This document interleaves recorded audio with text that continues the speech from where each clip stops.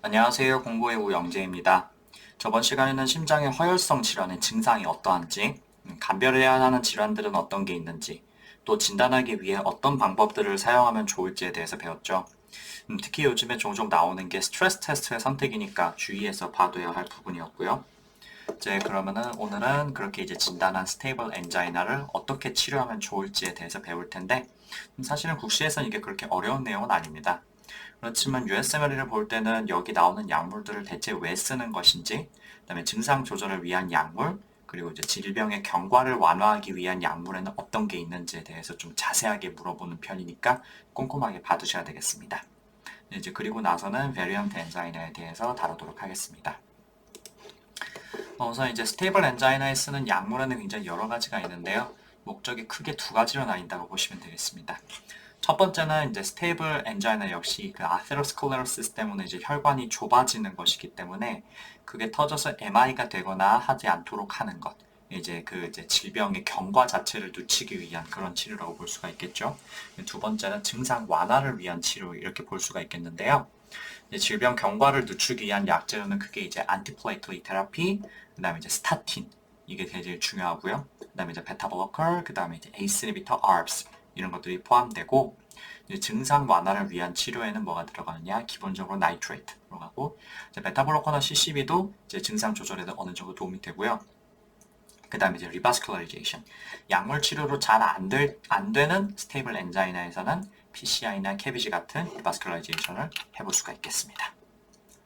이제 치료 순서는 어떻게 되냐면요. 기본적으로 안티플레이틀릿과 그 다음에 스타틴은 까는 겁니다. 그리고 이제 증상 조절을 위해서 베타 블로커나 나이트레이트를 사용을 하는 거고요. 이제 베타 블로커는 그래서 이제 항상 먹는 약으로 쓰고, 그다음에 이제 그래도 증상이 조절 안 될 때를 대비해서 나이트레이트를 상비약으로 좀 쓰고 계죠. 이런 거로 조절이 잘 안 된다? 그러면 추가하는 약물이 라놀라진이나 CCB 뭐 이런 것들이 되겠습니다. 이제 각각의 약제에 대해서 좀 자세하게 알아볼게요. 우선 제일 중요한 약제인 나이트레이트입니다. 이거는 기전이 뭐냐? 우리 몸에서 NO 가스를 만들어서 사이클릭 GMP를 통한 바소다일레이션을 시키는 게 이제 주요 기전이 되겠습니다. 근데 이제 스텝 1 보시는 분들은 알 텐데요.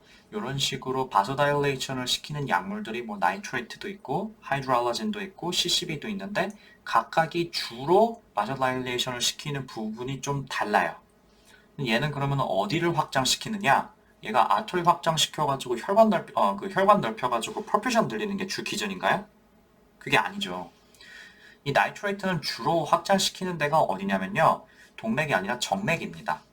여기 보면 이제 시스테믹 바소다일레이션 통한 안티 이스케믹 이펙트가 주된 작용이다 이렇게 나오는데 이 시스테믹 바소다일레이션이라고 하면 알트리보다는 주로 베인을 얘기를 하는 거예요. 자 그러면은 여기 좀 이상하죠? 도대체 그 정맥을 확장시키는 게 무슨 의미가 있는 걸까? 이제 생각해 보시면요. 그 우리 정맥이라고 하는 거는 그 혈액 중에 굉장히 그 다수가 정맥의 일종의 저장이 되어 있는 그런 상태잖아요. 우리 몸의 전체 혈액이 뭐 한 4리터, 5리터 된다 하면은 그 중에 80%가량은 정맥이 있다는 거죠. 근데 그 정맥이 늘어난다, 바소다일레이션이 된다. 그 말인즉슨 비너스 풀, 그러니까 정맥에 저장될 수 있는 혈액이 더 늘어난다는 뜻이거든요. 즉 심장으로 돌아오는 혈액이 줄어든다는 얘기입니다. 그래서 베인을 바소다일레이션 시켜주면은 혈액이 원래는 온몸을 순환하고 심장으로 다시 돌아와야 되는데 이제 그때 이제 심장으로 제대로 돌아오지를 못하게 돼요. 그러면 카디아 프리로드가 줄어들고요. 카디아 프리로드가 줄어든다는 말은 심장이 수축을 약한 힘으로 하게 된다는 뜻이죠. 그렇다면은 이제 심장이 살살 뛰게 되니까 오토 디맨드가 당연히 떨어지게 되겠습니다. 그래서 이걸 좀 기억하셔야 됩니다. 요게 이제 뭐 일부 에피카르디오 코로나리 베슬 바소다일레이션 시켜가지고 이제 오토 서플라이를 증가시킨다든지 블러드 퍼퓨전을 증가시킨다든지 그런 효과가 있다고 돼 있는데 그런 효과는 그것 때문에 정말 그 안티스키믹 효과가 있느냐? 그건 불확실하다는 거죠. 왜냐면 이제 제가 전에도 말씀드렸지만 이제 코로나리 스틸 신드롬이라든지 뭐 그런 것들이 있는데 얘는 그런 걸 일으키지는 않거든요. 그게 중요한 게 아니라 프리로드를 떨어뜨려서 산소 사용량 자체를 감소시키는 것. 그게 핵심 기전이 되겠습니다.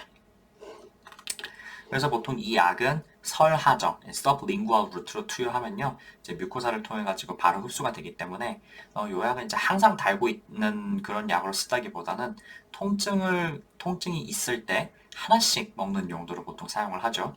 기억하세요. 나이트레이트는 증상을 조절하기 위한 약물입니다. 그래서 통증이 있을 때 그 어버티브 테라피로 이제 쓰는 약물이고요. 근데 요거는 단점이 뭐냐면요. 이제 그 혈관이 확장된다 이렇게 말씀을 드렸잖아요.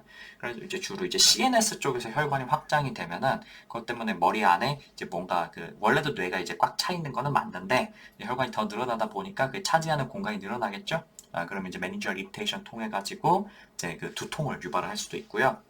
그다음에 이제 심장의 프리로드가 떨어지게 되기 때문에 그것 때문에 이제 혈압이 떨어져서 이제 그 포스트럴 디지니스, 오토스태틱 하이포텐션을 얘기하는 거죠. 그런 걸 일으킬 수가 있겠습니다. 여기에 포함되는 약이 이제 기본적으로 나이트로글라이세린이 이게 있고, 그다음에 이제 아이소솔바이드 머시기 붙은 이렇게 이제 나이트레이트가 붙은 이런 약들이 있겠습니다. 자, 그 다음은 베타블로커입니다. 요거는 이제 어떤 기전을 통해 가지고 우리 심장에 도움이 되는지를 저번에 또 설명을 많이 드렸었죠. 이제 스테이블 엔자이나에는 주로 어떤 효과가 있냐면은 주로 어떤 걸 사용하냐면은 프로프라놀, 그다음에 미토프롤롤, 그다음에 아테놀롤 뭐 이런 것들을 뭐 사용한다 뭐 이렇게 돼 있는데 주 기전은 허트레이트와 컨트랙탈리티를 떨어뜨리는 그런 효과가 있겠습니다. 여기 보시면 이제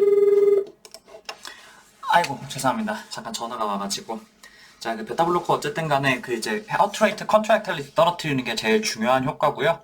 그다음에 뭐 애프터로드 감소 이렇게도 되어 있는데 글쎄 애프터로드 감소는 잘 모르겠어요. 어쨌든 간에 이제 베타블로커는 심장 자체에 작용해가지고 그 이스키미아를 좀 줄여준다 이렇게 생각하시면 되겠습니다. 그래가지고 오토 디맨드를 낮추는 그런 기능이 이제 제일 중요한 약물이고요. 이 약물은 중요한 특징이 증상 조절도 되고, 그다음에 이제 질병 자체의 경과를 개선할 수 있다, 뭐 이렇게 되어 있고요. 그래서 스테이블 엔자이나가 있을 때는 고혈압을 베타블로커로 치료하는 게 우선이 되겠습니다. 참고로 말씀드리면 이제 베타블로커는 MI 이후에 사망률과 재발을 줄일 수 있는 약물로도 알려져 있죠. 그래서 어큐트 MI 이후에 사망률과 재발을 줄일 수 있는 약물, 그래서 아스피린, 베타블로커, 에이스 리미터 하나 더 하면 스타틴 정도까지 이렇게 4가지가 있다는 것을 기억하시면 되겠습니다. 제가 여러 번 말씀드렸지만 이 약은 사용에 좀 제한이 있는 약입니다. 그래서 우선 이제 unstable heart failure, 그러니까 이제 heart failure, 그 다음에 pulmonary edema, unstable acute heart failure, pulmonary edema, 그 다음에 BP가 많이 떨어졌을 때, 아니면 원래부터 이제 브레디가 있을 때, 이런데 당연히 안 되겠죠. BP도 떨어지고, 그 다음에 이제 심장이 좀 안 뛰고 있는 상황인데 얘는 더 안 뛰게 만들면 안 되는 거니까요. 그 다음에 이제 asthma 있을 때는 조심스럽게 selective beta-1 안타고니스트를 써볼 수는 있겠습니다. 그렇지만은 역시 이제 완전히 100% 셀렉티비티가 있는 것은 아니기 때문에 이럴 때는 좀 주의해야 되는 약물이다 이렇게 되어 있습니다. 그래서 우선적으로 사용하는 그런 거는 아닙니다. 꼭 필요하다면 하겠지만요. 그다음에 역시 peripheral artery disease 있을 때도 역시 사용에 주의해야 되겠습니다. 그 다음에 이제 CCB. 이제 암로디핀 같은 DHBCCB 계열과 베라파멜, 딜티아젬 같은 non-DHBCCB 계열 약이 있네요. 이제 DHCCB는 주로 혈관을 확장시켜서 오토 서플라이를 증가시켜 주는 거고, 그다음에 이제 시스테믹 액터로드를 줄여줘가지고 이제 심장의 부담을 낮춰주는 그런 기능이 있겠네요. 그다음에 이제 베라파밀이나 딜티아젠 같은 경우는 이제 심장 자체의 컨트랙탈리티를 떨어뜨린다 이렇게 해가지고 이제 그 오토 디맨드를 낮춘다 이렇게 생각하시면 되겠습니다. 사실 이제 이 CCB는요 스테이블 엔자이나에서 트리트먼트 오브 초이스는 아니긴 한데 이게 다른 약물을 쓰고 있는데도 불구하고 효과가 부족하면은 추가를 할 수가 있겠습니다. 근데 이때 주의해야 될 것은 딴 건 몰라도 베라파밀은 베타블로커와 다시 같이 사용하면 안 된다 이렇게 되어 있습니다. 왜냐면 이제 심장의 이제 수축력이 너무 떨어지기 때문에 딴 건 몰라도 베라파밀이랑 베타블로커는 같이 사용하면 안 된다. 이건 좀 기억해 두시면 좋겠고요. 또 이 약들은 스테이블 엔자이나보다는 조금 뒤에 설명드린 베리언트 엔자이나 이제 요거에 이제 트리트먼트 오브 초이스 이렇게 되어 있고요. 이제 베리언트 엔자이나는 간헐적으로 혈관이 수축해버려서 수축이 갑자기 스파즘이 일어나가지고 통증이 생기는 질환이니까 혈관을 풀어줄 수 있는 암로디핀을 주로 사용을 하게 되겠는데요. 그런데 이제 딜티아젬인 이제 non DHBCCB인 딜티아젬 요것도 어느 정도 혈관에 작용하는 기능이 있기 때문에 그래서 이게 딜티아젬도 베리언트 엔자이나의 트리트먼트 오브 초이스다. 이거 반드시 기억하셔야 됩니다. 국시에 여러 번 나온 거고 그 다음에 이제 NBM이나 CK 시험에도 여러 번 나오는 내용입니다. 이제 그 외에도 이제 암로디핀을 주로 어디다 많이 쓰냐면은 Systemic Peripheral Arterial Disease, Peripheral Arterial Disease, 뭐 레이노 신드롬이라든지 뭐 이런 거에도 효과가 좋다 이렇게 되어 있습니다. 자, 그 다음에 이제 항혈소판 제제, 아스피린이랑 CLOPD 이렇게 두 가지가 주로 있는데요. 아스피린은 기능이 뭐냐? 플레이틀렛의 사이클로옥시지네이즈, 콕스라고 하는 이 효소를 irreversibly 억제해서 프로스타글란딘 생성을 억제하는 그런 약물이죠. 자, 여기서 중요한 거는 이제 아스피린이 이 콕스라는 거에 이제 비가역적으로 결합을 해버린다. 완전히 못 쓰게 만들어 버리는 거죠. 그래가지고 특히 안티플레이토리 효과가 좋다 이렇게 기억하시면 되겠고요. 그다음에 이제 클로피도그렐 이거는 이제 P2Y12 이니비터, P2Y12 이니비터라고 부르는 이제 ADP 리셉터의 억제제가 되겠습니다. 근데 이것도 이제 플레이틀렛에 있어가지고 이제 플레이틀렛을 활성화시키는 그런 리셉터거든요. 얘 둘 다 이제 혈소판 기능을 억제해가지고 스테이블 엔자이나가 어큐트 코로너리 신드롬으로 진행하는 것을 막는다 이렇게 보시면 되겠습니다. 그 외에 또 할 수 있는 치료는 여기 몇 가지가 있는데 이제 우선 ACE 이니비터나 ARBs 이제 보통 이제 심혈관계 질환에서 ACE 이니비터나 아니면 ARBs를 이제 혈압 낮추는 용도로 쓰는 경우가 굉장히 많은데요. 스테이블 엔자이나에서는 이제 다른 것들에 비해서는 이제 비교적 중요성이 좀 떨어진다 이렇게 되어 있어요. 예를 들어서 헐트 페일리어 같은 경우는 ACE 이니비터나 ARBs를 이제 그 시비러티와 상관없이 반드시 추가를 해야 되는 그런 중요한 약제로 되어 있었잖아요. 근데 뭐 스테이블 엔자이나에서는 그 정도까지는 아니라는 거죠.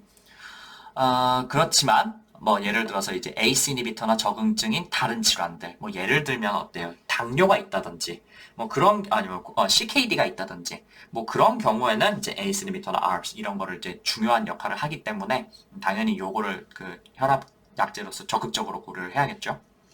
그다음에 비교적 신약인 라놀라진, 요거는 이제 소듐 채널 블로커인데요. 요거는 이제 소듐 인테이크를 줄여가지고 이제 그거로 인한 칼슘의 유입을 줄일 수 있다 뭐 이렇게 되어 있는데요. 요거는 이제 기전이라든지 아니면은 그 사용이 제가 답으로 나온 거는 거의 못 봤어요. 이게 디곡신이랑 정반대라고 생각하시면 돼요. 디곡신은 소듐을 세포 안에 늘려서 그래가지고 이제 소듐을 내보내면서 칼슘을 들여오게 하는 그런 효과를 기대를 하는 거잖아요. 라놀라진은 반대라고 생각하시면 됩니다. 소듐을 자꾸 소듐이 들어오는 것을 막아버리니까 칼슘이 못 들어오게 되는 거죠. 이렇게 생각하시면 되겠습니다. 자, 그 외에는 이제 사용할 수 있는 게 포타슘 채널 오프너인 뭐 니코란딜 뭐 이렇게 있는데 이것도 사실 제가 시험에서 본 적은 없어요. 주의하셨으면 좋겠는 거는요. 요 심혈관계 질환이 있는 사람한테서는 NSAID 아니면 특히 COX2 이니비터, 셀레콕실 요거를 사용하는 거는 가능하면 피해야 되겠습니다. 왜냐하면은 뭐 이런 약제들은 이제 카디오바스큘러 리스크 팩터가 있는 약이기 때문에 특히 이제 COX2 이니비터가 그 CV 리스크 팩터가 상당히 좀 있는 그런 약이거든요. 그래서 그런 약은 좀 사용을 자제하는 게 좋겠죠. 그다음에 조금 더 이제 말씀드리고 싶은 거는요. 약들이 위에 굉장히 많이 나왔는데 그래서 이제 환자의 기저질환에 따라 가지고 어떤 약물을 선택을 해야 될까 이런 게 종종 이제 시험에 나오는 편이거든요. 그래서 그 위에 언급된 약을 이제 못 쓰는 조건들 이런 거를 좀 잘 기억해 두셔야겠습니다. 대표적으로 나오는 게 호흡기 질환입니다. 우선 아스피린. 이제 아스피린은 브론코 컨스트릭션을 일으키거나 아니면 이제 아스피린 인듀스드 라이나이티스 뭐 이런 것들을 일으킬 수 있는 약물이죠. 그래서 그 에즈마나 COPD 이런 거 있는 사람한테는 주의를 해야 되고요. 그다음에 원래 크로닉 라이나이티스가 있던 사람이라거나 아니면 예전에 이제 아스피린을 뭐 무슨 이유에 대해서 장기 복용을 했는데 그랬더니 뭐 네이설 폴립 같은 게 생기면서 비염 콧물이라든지 이런 게 멎지 않는 그런 히스토리가 있었던 사람한테서는 사용하지 않는 게 좋겠고요. 그다음에 이제 논셀렉티브 베타 블로커, 뭐 프로프라놀 같은 거 이런 거는 역시 이제 에스마가 있는 사람들한테서 굉장히 주의해야 되는 약물이죠. 그 베타2 리셉터가 브론코 다일레이션을 시키는 거라고 얘기했습니다. 그렇기 때문에 그걸 억제하면 브론코 컨스트릭션이 생기겠죠. 그다음에 ACE 이니비터. 역시 이거는 이제 그 ARBs는 아니고 ACE 이니비터에만 해당하는 그건데 브래디카이네인이라는 거를 이제 분해하는 거를 억제한다 이렇게 되어 있잖아요.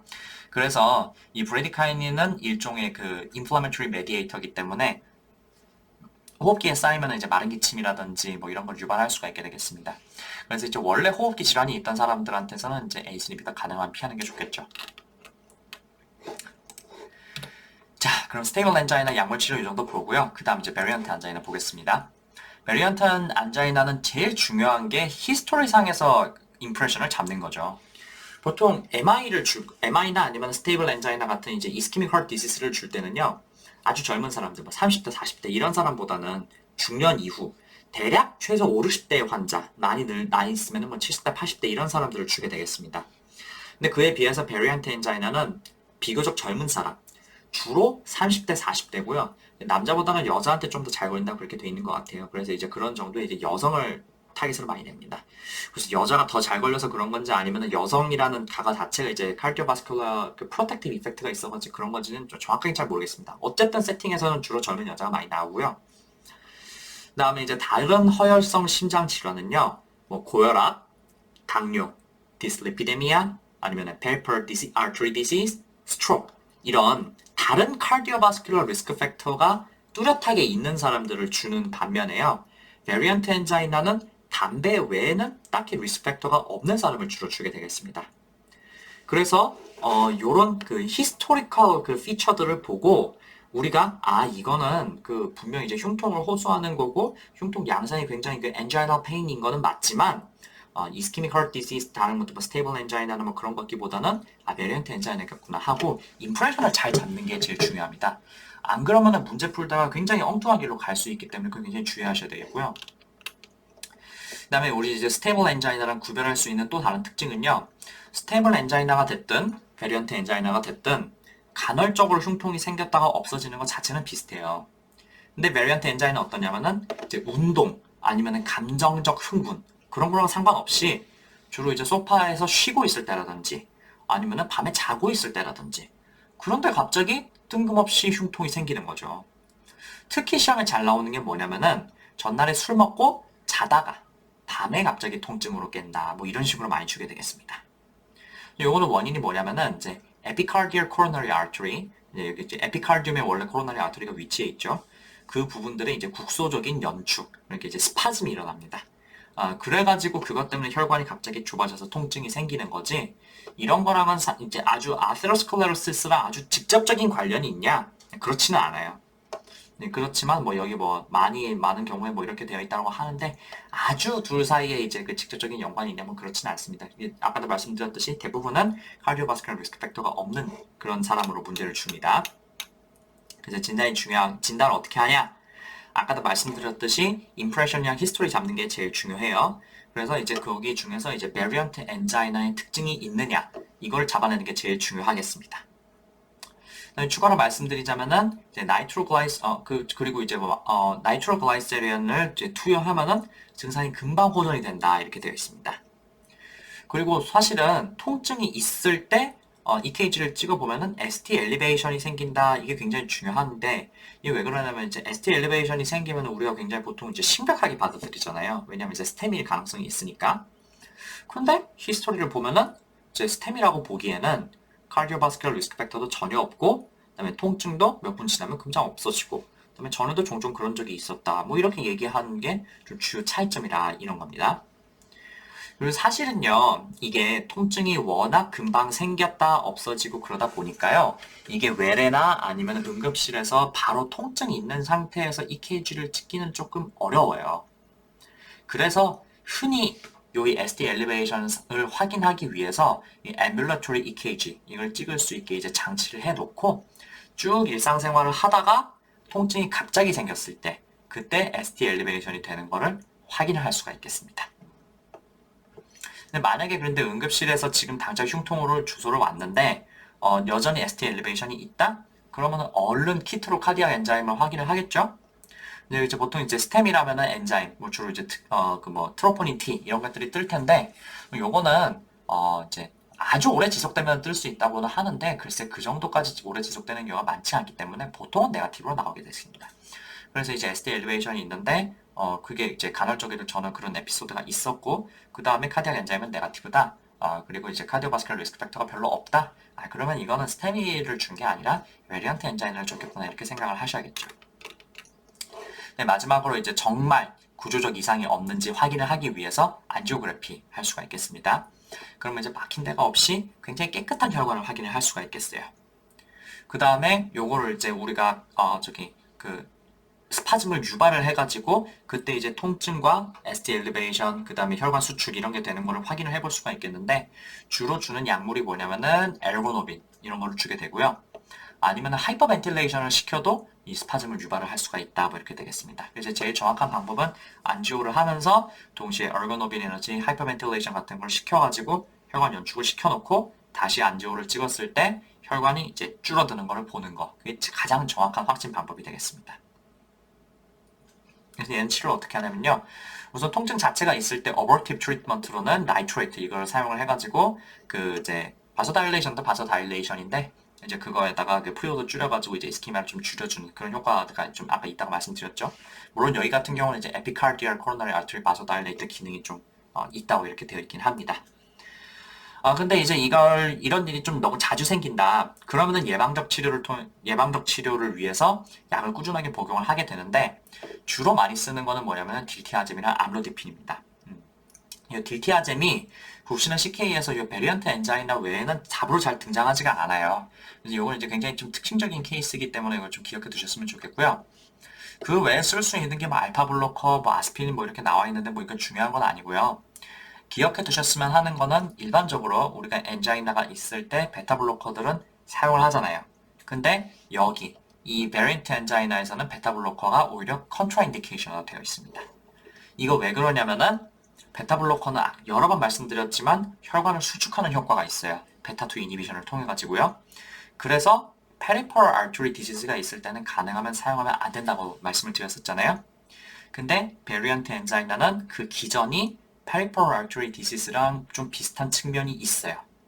그래서 마찬가지의 이유로 베타글루칸을 사용하지 않는다 이렇게 생각하시면 되겠습니다. 정 안 되면 코로나리 인터벤션 할 수 있다고 이렇게 돼 있는데 글쎄 그것까지 하는 경우는 잘 없는 것 같아요. 자, 그럼 오늘 이 정도로 마치고요. 요 뒤에 있는 내용은 요 강의록에 제가 이제 또 넣어 놓은 것들인데 요거 앞에 있는 내용을 살짝 그렇게 좀 다르게 베껴 놓은 거거든요. USMLE 내용 베껴 놓은 거라 가지고 이제 내용상 큰 차이는 없는데 이렇게 이제 한 장으로 간단하게 정리가 되니까 여기 조금 더 보시기 편할지도 모르겠습니다. 한번 편하신 대로 보시면 되겠고요. 자, 그러면 오늘은 이 정도에서 마치도록 할게요. 조금 좀 짧았죠, 오늘은. 이번 단어는 그렇게 내용이 엄청 많지가 않아가지고 좀 끈다 보니까 그렇게 됐어요. 이제 다음 시간에는 어큐트 코로너리 신드롬에 대해서 다루도록 하겠습니다. 오늘도 강의 들어주셔서 감사하고 공부하시느라 수고 많으셨습니다. 복습 열심히 하시고요. 다음 시간에 뵙겠습니다. 감사합니다.